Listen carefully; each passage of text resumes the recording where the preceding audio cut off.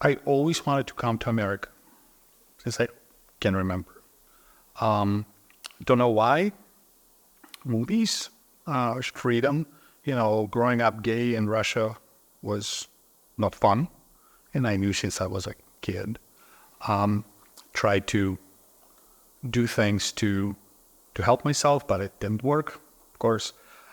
So when I was presented with an opportunity to go and play concerts here in the States with my mother and her students, accompany her students, of course I jumped at it, at the opportunity. And when we came, I remember that it was a culture shock, obviously, especially in the 90s.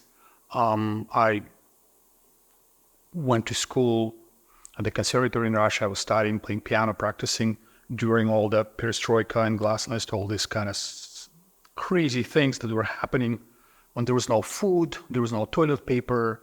People would exchange vodka for sugar, it was absolutely insane.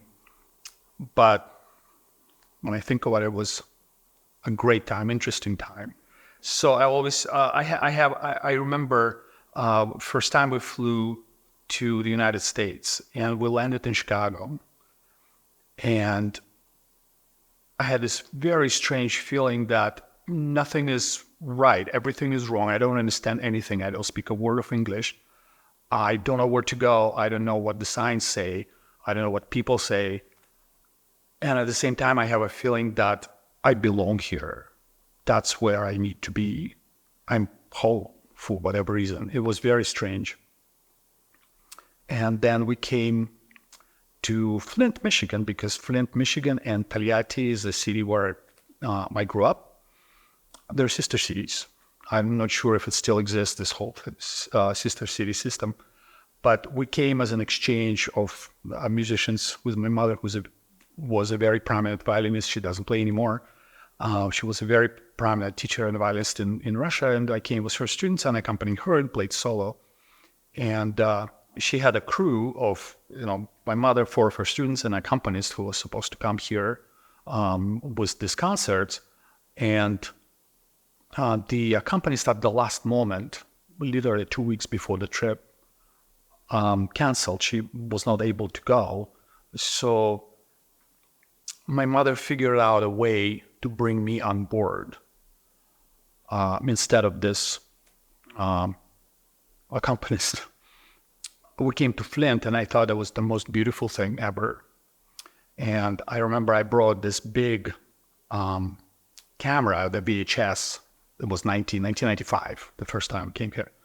And I was walking around and shooting squirrels, rabbits, buildings, people, everything was so absolutely fascinating to me. And so it felt so amazing and felt so beautiful. And then we had to go back. And I remember that at that time, I pretty much fell into this very deep depression because I didn't want to go. We didn't want to be there. And I remember I was drinking very heavily. I'm Russian after all, so I was drinking very heavily, rewatching the tapes for, I don't know, a few months. Pretty much quit my job. I was teaching at school. And I was not sure what was happening to me.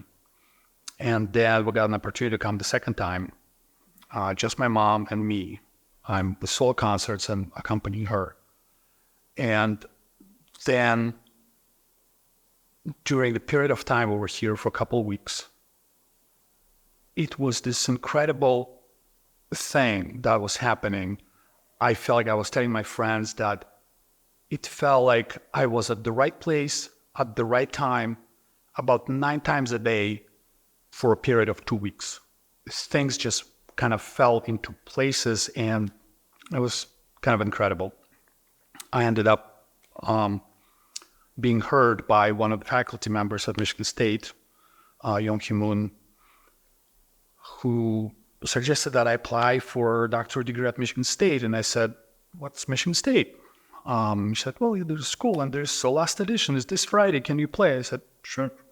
And I played my audition, and I felt like my life depended on it, so played apparently very well. And I remember going outside for a cigarette right after I played, and Ralph Waterbeck comes out about 3 minutes after my performance, and you're accepted. Just called me, and that was it. And then 2 months later, I had to pass my English test, which was the hardest thing I had to do. I had to learn the language pretty much in 2 months. Otherwise, I would have to go back. So I did. And then I passed my English test, and I got accepted to Michigan State. And right shortly, I met Jim, and it's been almost 28 years ago. And that's how I stayed in Lansing, because of Jim, and turned my life into something that I really, really enjoy right now, running the recording company and traveling all over the world doing these things. It's a blessing. I feel like I'm the luckiest guy alive. So that's my story.